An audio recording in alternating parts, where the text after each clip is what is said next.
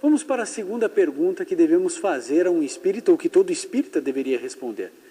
Como você interpreta Eclesiastes 9, versos 5 e 6? Como que você consegue explicar, à luz da Bíblia e dos ensinamentos de Allan Kardec, esses versos, Eclesiastes 9, 5 e 6?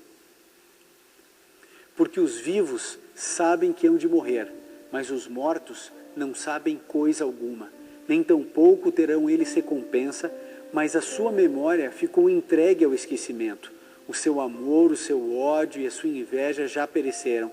Já não tem parte em coisa alguma que se faz debaixo do sol.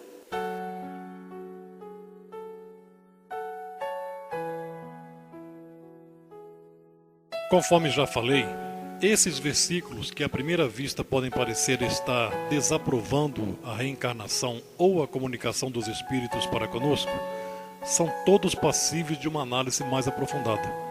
Feito isso, não tarda a razão descobrir o que está por detrás das letras mal compreendidas.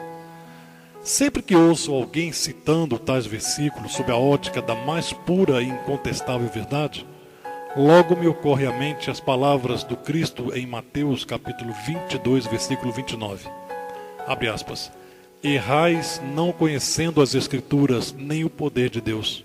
Fecha aspas. Por isso, não posso aceitar essas afirmativas sem passá-las pelo crivo da lógica e da razão. Nada nas Escrituras é de particular interpretação. 2 Pedro capítulo 1, versículo 20. Cada versículo bíblico pode conter N interpretações. Tomar as colocações dos versículos ao pé da letra não é uma atitude razoável a quem deseja conhecer a verdade. Muito pelo contrário. É necessário, antes de afirmarmos que tal versículo pronuncia-se contra ou a favor de tal ou qual coisa, que analisemos detalhadamente, por exemplo, o que está escrito antes ou depois, quando, como, onde, por quê, por quem ou para quem aquele versículo teria sido escrito. Defender um versículo isolado do contexto pode ser perigoso. Há, por exemplo, o versículo que diz que não há Deus. Mas eu não posso dar crédito a essas palavras sem antes ler o versículo inteiro. Diz o ímpio em seu coração, não há Deus. Salmo 14:1. Logo, ao contrário do que o Senhor quis fazer parecer, pastor, Eclesiastes 9:5-6 não desabona o que o Espiritismo prega, antes confirma-o em gênero, número e grau. De fato, os vivos estão condicionados aos seus desencarnes. Em cada desencarne, o espírito deixa a matéria e essa, tal qual disse o pregador filho de Davi no versículo em questão, nada sabe. Não tem ciência de nada mais. Para ela não haverá mais recompensa, pois se há recompensa, ela para o espírito, não para a matéria. E essa já não tem mais lembrança deles.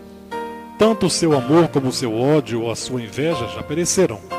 Lógico que já, pois esses sentimentos são atributos do espírito, não da matéria. Nem tem eles, daí em diante, parte para sempre em coisa alguma do que se faz debaixo do sol. Eles, a quem o pregador se refere, são os mortos, a matéria morta. Ela, de fato, depois de morta, não tem mesmo parte alguma do que se faz aqui na terra, ou, nas palavras do pregador, debaixo do sol. Analisemos. Quando o homem morre, os membros se lhe enrijecem. Seu calor desaparece, suas células se multiplicam e se avolumam. A putrefação anuncia a desagregação molecular e a personalidade desfigurada desaparece nas voragens do túmulo. Para aceitarmos que os espíritos, mortos na carne, não se comunicam com os vivos a pretexto dessas afirmações equivocadas, frente a alguns versículos da Bíblia, forçoso seria então negar também o texto de Mateus capítulo 17, versículos de 1-4, em que os espíritos de Moisés, morto, e Elias, morto, aparecem no monte junto a Jesus, vivo, com as testemunhas oculares de Tiago, João e Pedro, também vivos. Veja a contradição. De um lado, o pregador estaria dizendo que os mortos não se comunicam com os vivos e que nem têm parte no que se faz debaixo do sol. De outro, um apóstolo de Jesus narra um fato de aparição de espíritos mortos na carne a ninguém menos do que ao próprio Cristo, e com ele 3 testemunhas oculares vivas.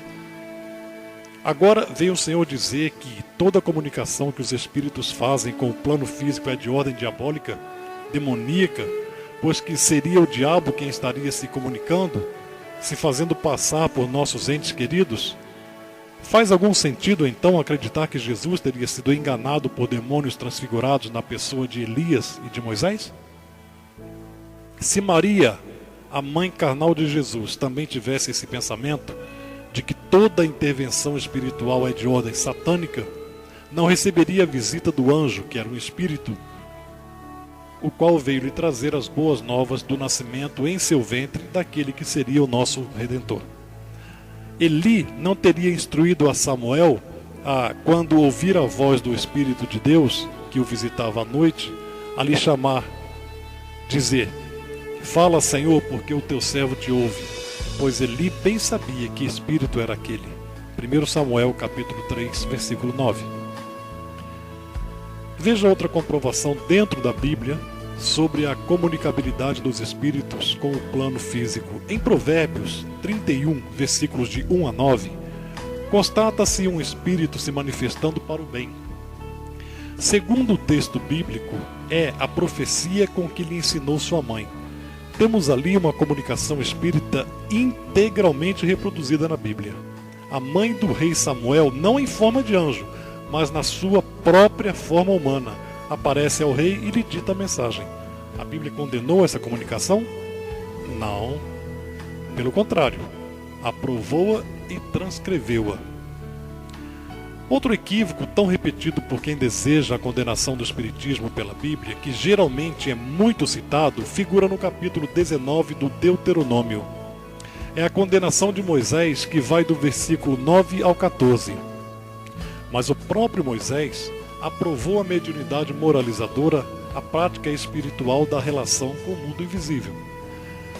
As pretensas condenações da Bíblia ao espiritismo são condenações das práticas da magia que os judeus haviam aprendido na Babilônia e no Egito, e que iriam encontrar também em Canaã, pois os cananitas, habitantes da Palestina, como todos os povos antigos, davam-se a essas práticas. Mas tais práticas também são condenadas pelo Espiritismo. Vamos agora a um episódio no capítulo 11 de Números, que pastores e padres não citam, talvez para não terem que dar um tiro no próprio pé. Este episódio aconteceu logo após a reunião dos 70 anciãos na tenda para receberem a manifestação de Jeová. Os versículos de 26 a 28 nos dizem que no arraial ficaram 2 homens. O nome de um era Eldade, o do outro, Medade. E repousou sobre eles o Espírito, porquanto estavam entre os inscritos, ainda que não saíram à tenda, e profetizavam no arraial. Então correu um moço e anunciou a Moisés e disse: Eldade e Medade profetizam no arraial. E Josué, filho de Num, servidor de Moisés, um dos seus jovens escolhidos, respondeu e disse: Moisés, meu senhor, proíbem-nos. A resposta de Moisés é um golpe de morte em todas as pretensas condenações do Espiritismo pela Bíblia. Eis o que diz o grande condutor do povo hebreu no versículo 29. Abre aspas. Que zelos são esses que mostras por mim? Quem dera que todo o povo profetizasse e que o Senhor lhe desse o seu Espírito. Fecha aspas. Como acabamos de ver, Moisés aprova a mediunidade pura que o Espiritismo aprova e defende. Em Lucas capítulo 16, versículos de 19 a 31, vamos encontrar novamente Jesus confirmando a existência da vida após a morte na parábola do rico e Lázaro. Que estranho, pastor. O Senhor querer negar e ainda induzir o seu povo ao mesmo erro de também negarem a certeza da continuação da vida do espírito após a morte do corpo, quando Jesus nos mostra justamente o contrário. Este rico da parábola de Jesus é aquele que se vestia de púrpura e que todos os dias se regalava esplendidamente. É o símbolo daqueles que querem tratar da vida do corpo e esquecem-se da vida da alma. Lázaro representa os excluídos da sociedade. Entretanto, não confundamos. O Lázaro citado na parábola de Jesus não está personificado nesses pobres orgulhosos do mundo que não têm muitas vezes o que comer e o que vestir, mas estão cobertos com a púrpura do orgulho. São aqueles que se veem usurpados daquilo que por direito lhes pertence no mundo, mas pacientes e resignados não se revoltam, porque creem no futuro e esperam as dádivas que lhes estão reservadas por Deus. De acordo com essa parábola, a cena descrita por Jesus acontece no Hades. Hades, segundo Caiba Schuttel, autor do livro Parábolas e Ensinos de Jesus, eram as regiões infernais na mitologia grega, correspondente ao Tártaro dos romanos e equivalente ao inferno aceito pelos católicos e protestantes. Não deve ser entendido como um lugar, como um estado de espírito, isto é, um estado de profundo sofrimento. Na pergunta 1011 de O Livro dos Espíritos, Allan Kardec indaga: haverá no universo lugares circunscritos para as penas e gozos dos espíritos segundo seus merecimentos? Da resposta consta o seguinte: as penas e os gozos são inerentes ao grau de perfeição dos espíritos. Cada um tira de si mesmo o princípio de sua felicidade ou de sua desgraça. E como eles estão por toda parte, nenhum lugar circunscrito ou fechado existe especialmente destinado a uma ou outra coisa.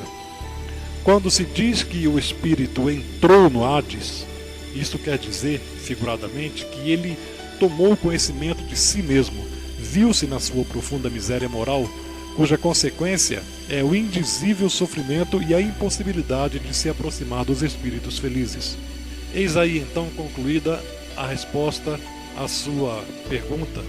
No próximo vídeo dessa série, Respostas às 7 perguntas desafiadoras a se fazer para um espírita, vou responder a sua terceira pergunta, Pastor Ivan Saraiva. As outras 4 perguntas serão respondidas nos vídeos subsequentes. Até lá.